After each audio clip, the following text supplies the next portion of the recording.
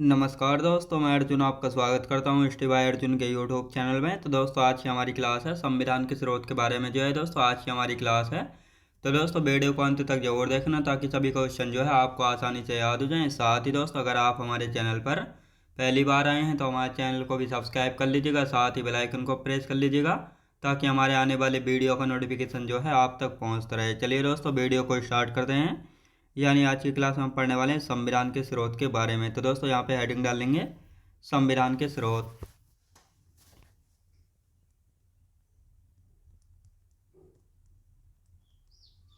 संविधान के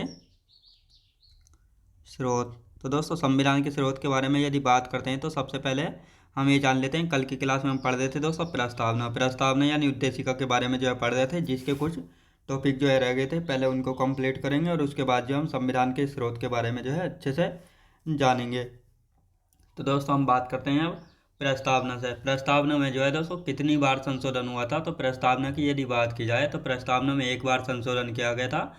तो कौन सा संशोधन था? 42वां संविधान संशोधन अधिनियम 1976 के द्वारा जो है प्रस्तावना में 3 शब्द जोड़े गए थे: समाजवादी, पंथनिरपेक्ष, अखंडता। जिसमें से समाजवादी, पंथनिरपेक्ष इनको जो है दोस्तों पैराग्राफ 1 में जोड़ा गया था और अखंडता को जो है छठे पैरा में जो है जोड़ा गया था। और साथ ही जो 42वां संविधान संशोधन अधिनियम 1976 है, इसको जो है लघु संविधान संशोधन भी जो है कहा जाता है। याद रखें दोस्तों, लघु संविधान भी जो इसको कहा जाता है। तो अब यहाँ पे लिखना स्टार्ट करते हैं। तो यहाँ पे बात करते हैं हम प्रस्तावना में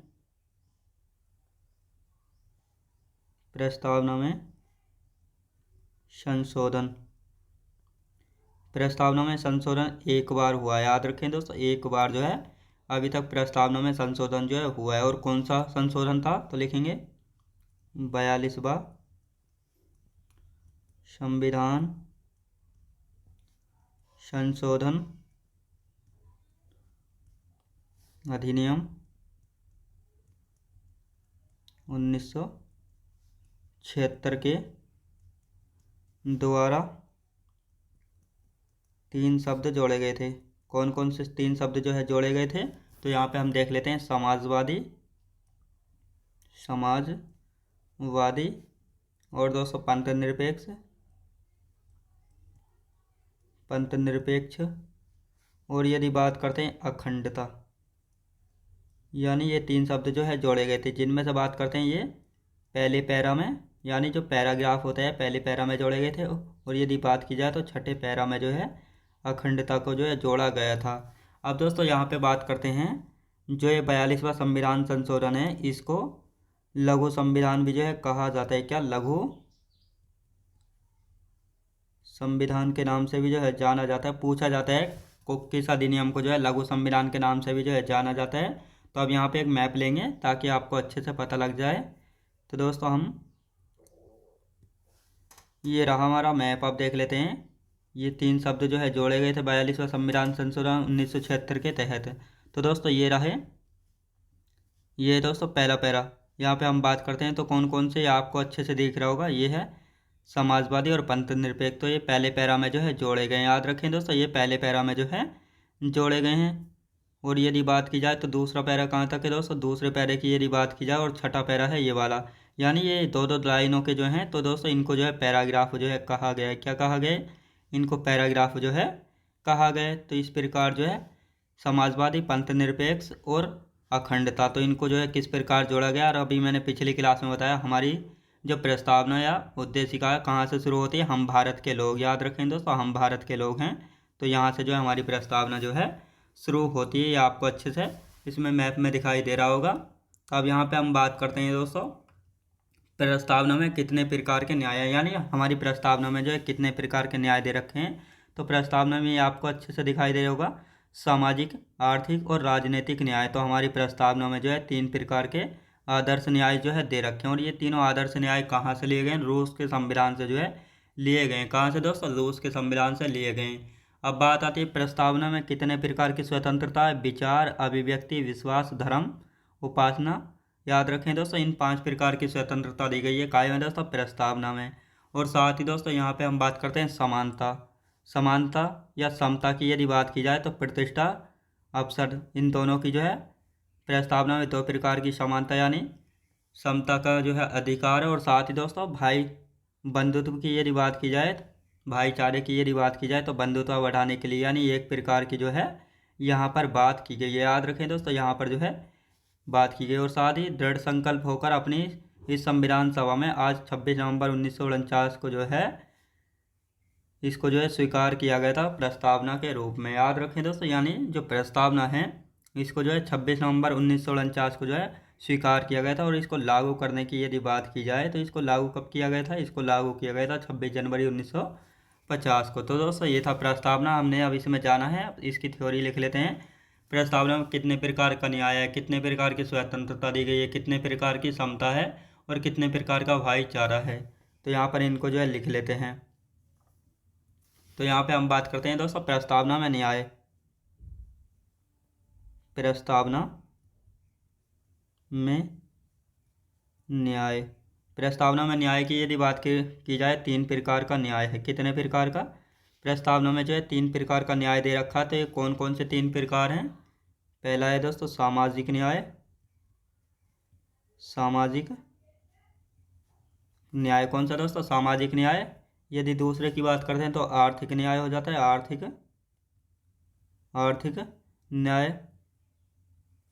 और यदि बात करते हैं राजनीतिक न्याय, राजनीतिक न्याय। तो ये तीनों आदर्श न्याय कहाँ से लिए गए? तो रूस के संविधान से। कहाँ से दोस्तों? रूस के संविधान से जो है इनको लिया गया है। तो ये आपको अच्छे से याद होना चाहिए। अब यहाँ पे हम बात करते हैं प्रस्तावना में स्वतंत्रता। प्रस्तावना में स्वतंत्रता की यदि बात की जाए तो कितने प्रकार की स्वतंत्रता दी गई है? प्रस्तावना में स्वतंत्रता। प्रस्तावना में स्वतंत्रता कितने प्रकार की? 5 प्रकार की। याद रखें दोस्तों, स्वतंत्रता जो है प्रस्तावना में कितने प्रकार की? 5 प्रकार की है। तो यहाँ पे कौन कौन सी है तो लिख लेते हैं इनको। विचार, याद रखें दोस्तों, विचार और अभिव्यक्ति, और यदि बात करते हैं दोस्तों विश्वास, और यहाँ पे हम बात करते हैं धर्म, और यदि बात करते हैं उपासना। तो इन 5 प्रकार की स्वतंत्रता दी गई है प्रस्तावना में। याद रखें दोस्तों, 5 प्रकार की स्वतंत्रता है हमारी प्रस्तावना में। अब आते हैं दोस्तों समानता कितने प्रकार की दे रखी है। समानता की यदि बात की जाए तो इसको भी जो है लिख लेते हैं। समानता कितने प्रकार की? समानता दे रखी है 2 प्रकार की। कितने? 2 प्रकार की समानता है। कौन कौन से 2 प्रकार हैं? तो इसको भी लिख लेते हैं। गरिमा या प्रतिष्ठा, गरिमा या प्रतिष्ठा। याद रखें दोस्तों, गरिमा या प्रतिष्ठा। और यदि बात करते हैं अवसर, याद रखें दोस्तों, अवसर।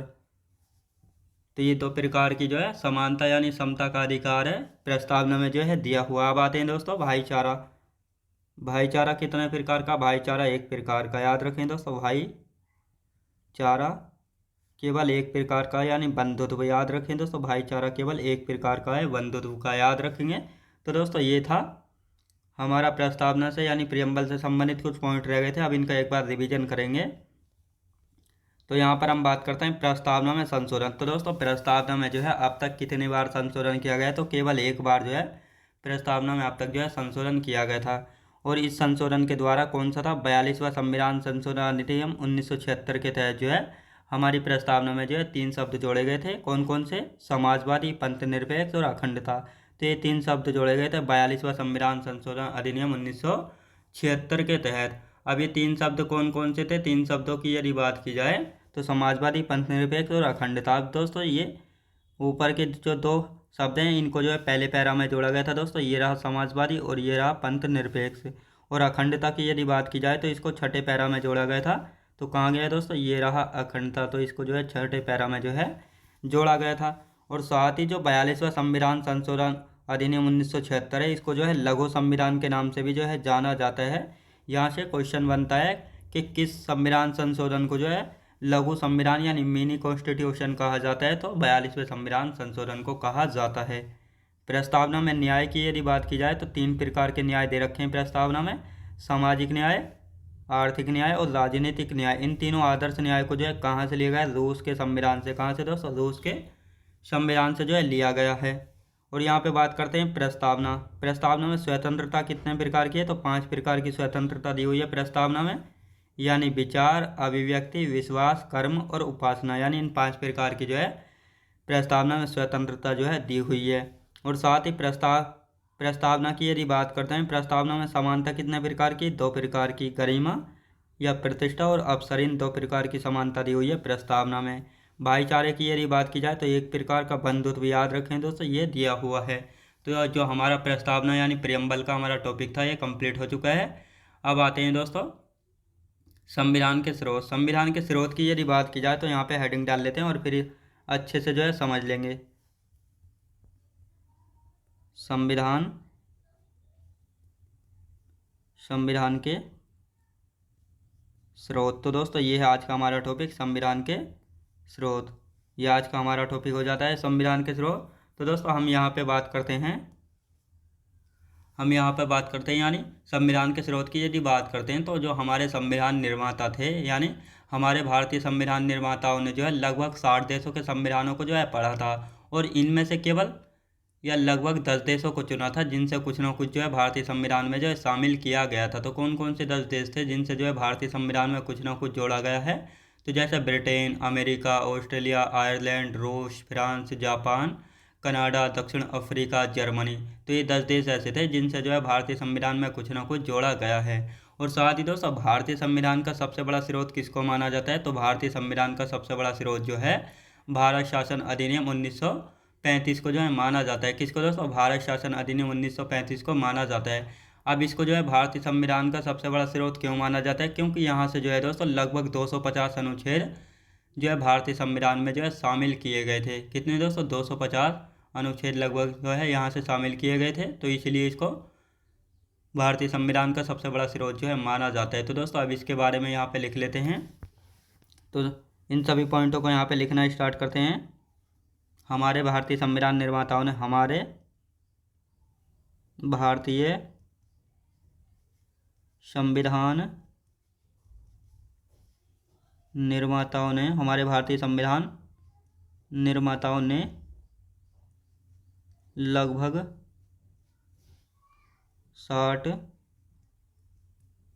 देशों के संविधान पढ़े थे। याद रखें दोस्तों 60 देशों के जो है संविधान पढ़े थे, केवल 10 देशों को चुना था, केवल 10 देशों को चुना था, जिसमें से कुछ ना कुछ भारतीय संविधान में शामिल किया गया। तो ये कौन कौन से 10 देश थे जिनसे जो है भारतीय संविधान में कुछ ना कुछ शामिल किया गया था। तो दोस्तों यहाँ पे अब एक एक करके लिखते हैं। तो पहला था दोस्तों ब्रिटेन, लिख लेंगे ब्रिटेन।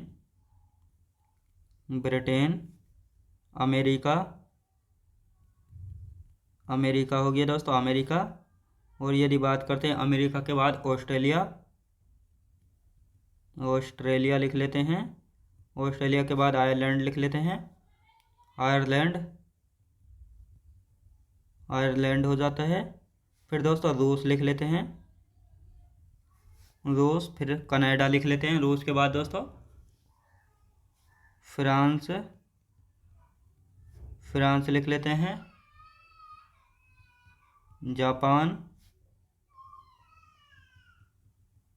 कनाडा, और कौन सा दोस्तों, दक्षिण अफ्रीका।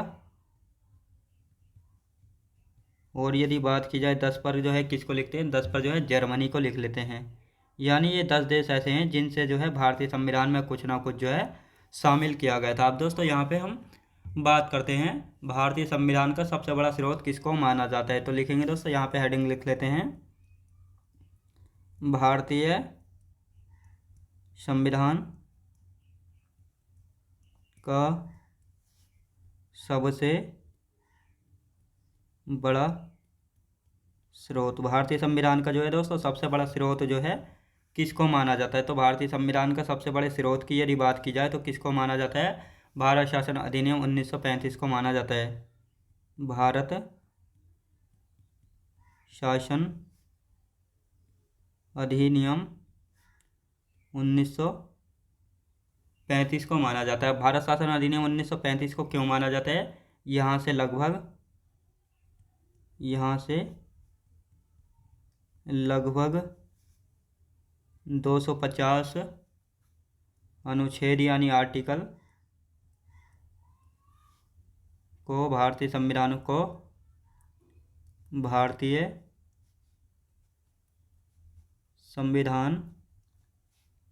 में शामिल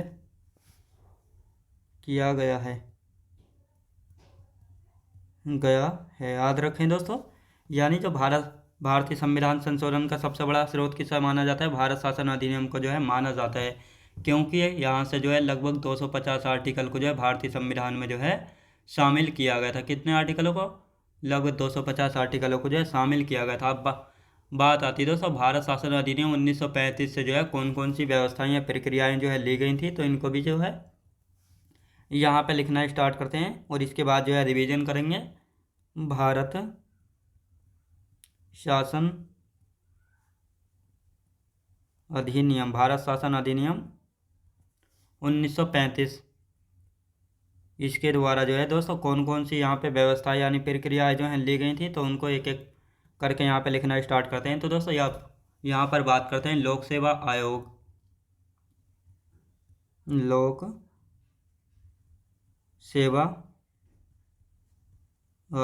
सेवा आयोग की यदि बात की जाए तो दोस्तों जिसको आज सिविल सेवा सर्विस के नाम से जो है जाना जाता है, तो उसको लोक सेवा आयोग जो है पहले कहते थे। तो इसकी स्थापना जो है 1926 में ली आयोग की सिफारिश पर की गई। याद रखें दोस्तों, ली आयोग की सिफारिश पर जो है की गई थी। और साथ ही इसकी स्थापना की यदि बात की जाए, भारत शासन अधिनियम 1919 के द्वारा जो है लोक सेवा आयोग की स्थापना की गई थी। किसकी सिफारिश पर? ली आयोग की सिफारिश पर। किसकी सिफारिश पर? ली आयोग की सिफारिश पर। भारत शासन अधिनियम 1919 के द्वारा जो है इसकी लोक सेवा आयोग की जो है स्थापना की गई थी।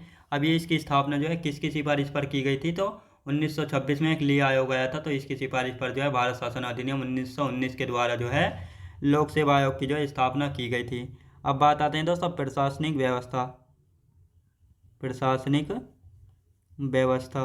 व्यवस्था की यदि बात की जाए तो इसको कहाँ से लिया गया है? इसको भी भारत शासन अधिनियम से लिया गया है। फिर आते हैं दोस्तों न्यायपालिका का ढांचा।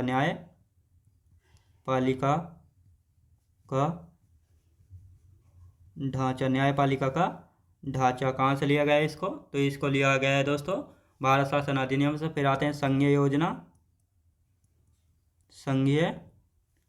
या संघीय व्यवस्था। संघीय योजना या संघीय व्यवस्था। फिर आते हैं दोस्तों राज्यपाल का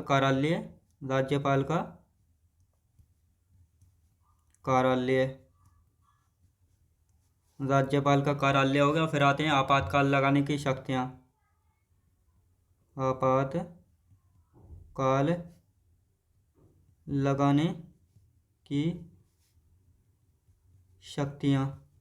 आपातकाल लगाने की शक्तियों को कहाँ से लिया गया है? तो भारत शासन अधिनियम 1935 के द्वारा जो इनको लिया गया है सारी व्यवस्थाओं का। भी इनका एक बार रिवीजन कर लेते हैं यहाँ पे। तो दोस्तों हम यहाँ पे बात करते हैं संविधान के स्रोत की यदि बात करते हैं तो यहाँ पर दोस्तों हमारे जो है भारतीय संविधान निर्माताओं ने लगभग 60 देशों के संविधानों को जो है पढ़ा था। कितने? 60 देशों के संविधान जो है पढ़े थे, और इनमें से केवल 10 देशों को जो है चुना था जिनमें से कुछ ना कुछ भारतीय संविधान में जो है शामिल किया गया था। तो कौन कौन से 10 देश है जिनसे जो है भारतीय संविधान में कुछ ना कुछ शामिल किया गया था?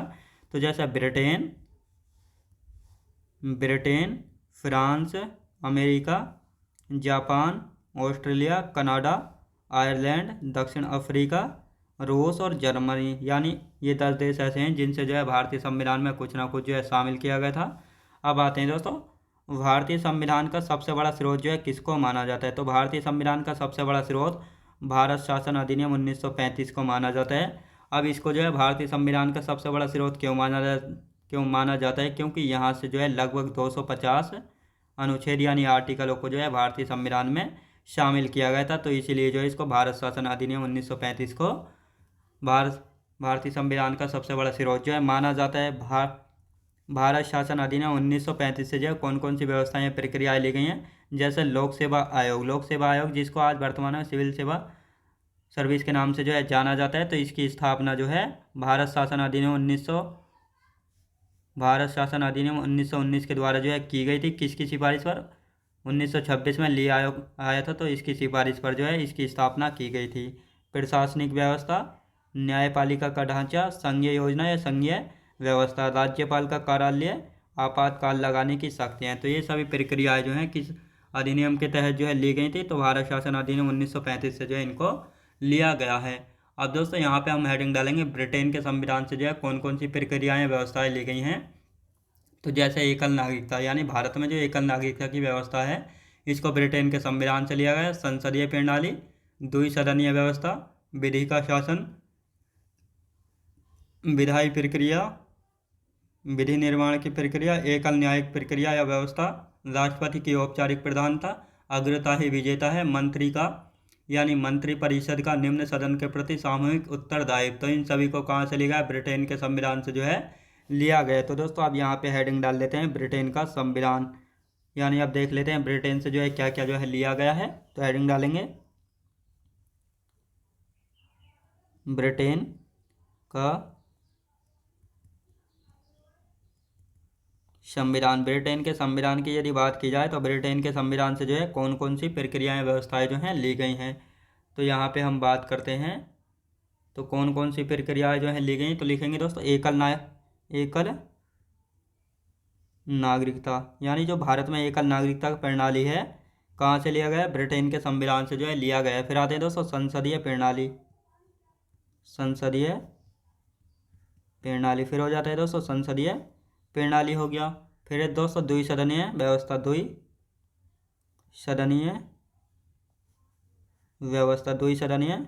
व्यवस्था हो गई। द्विसदनीय व्यवस्था की यदि बात करते हैं, द्विसदनीय व्यवस्था। फिर है दोस्तों विधि का शासन, फिर आते हैं दोस्तों विधायी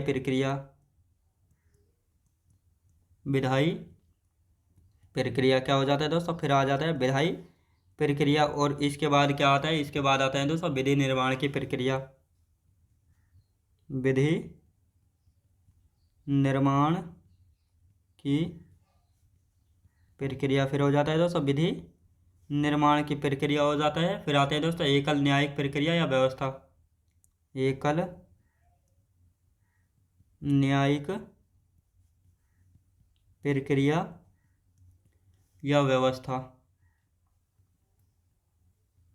एकल न्यायिक प्रक्रिया या एकल न्यायिक प्रक्रिया या व्यवस्था। अब आते हैं दोस्तों राष्ट्रपति की औपचारिक प्रधानता, राष्ट्रपति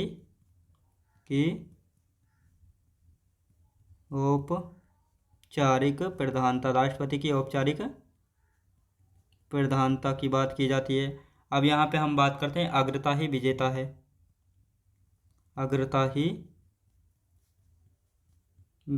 है, अब यहाँ पे हम बात करते हैं दोस्तों मंत्रिपरिषद का निम्न सदन के प्रति सामूहिक उत्तरदायित्व, मंत्री परिषद का निम्न सदन के प्रति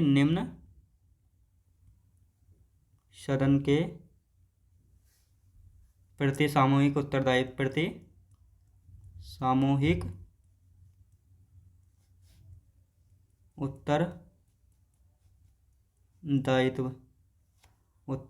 याद रखें दोस्तों। अब इसका एक बार रिवीजन कर लेते हैं कौन कौन सी चीज़ जो है यहाँ से ली गई है। तो यहाँ पर हम बात करते हैं दोस्तों ब्रिटेन के संविधान से। जैसे एकल नागरिकता, जो भारत में एकल नागरिकता की प्रणाली है कहाँ से? ब्रिटेन के संविधान से लिया गया है। संसदीय प्रणाली, द्विसदनीय व्यवस्था, विधि का शासन, विधि का शासन, विधायी प्रक्रिया, विधि निर्माण की प्रक्रिया, एकल न्यायिक प्रक्रिया या व्यवस्था, राष्ट्रपति की औपचारिक प्रधानता, अग्रता ही विजेता है, मंत्रिपरिषद का निम्न सदन के प्रति सामूहिक उत्तरदायित्व। तो इन सभी को कहाँ से लिखा है? तो इन सभी को जो है दोस्तों ब्रिटेन के संविधान से जो है लिया गया है। कहाँ से दोस्तों? ब्रिटेन के संविधान से जो है लिया गया है। तो ये आपको अच्छे से याद रखना है। और साथ ही दोस्तों आज की क्लास जो है हमारी यहीं तक रहेगी। तो दोस्तों मैं उम्मीद करता हूँ आपको वीडियो क्वालिटी, कंटेंट वगैरह सभी कुछ आपको पसंद आया होगा। पसंद आया तो लाइक शेयर और सब्सक्राइब करना बिल्कुल भी ना भूलें। साथ ही दोस्तों अगर आप हमारे चैनल पर पहली बार आए हैं तो हमारे चैनल को भी सब्सक्राइब कर लीजिएगा, साथ ही बेल आइकन को प्रेस कर लीजिएगा ताकि हमारे आने वाले वीडियो का नोटिफिकेशन जो है आप तक पहुँचता रहे। तो चलिए दोस्तों मिलते हैं नेक्स्ट वीडियोज़ में।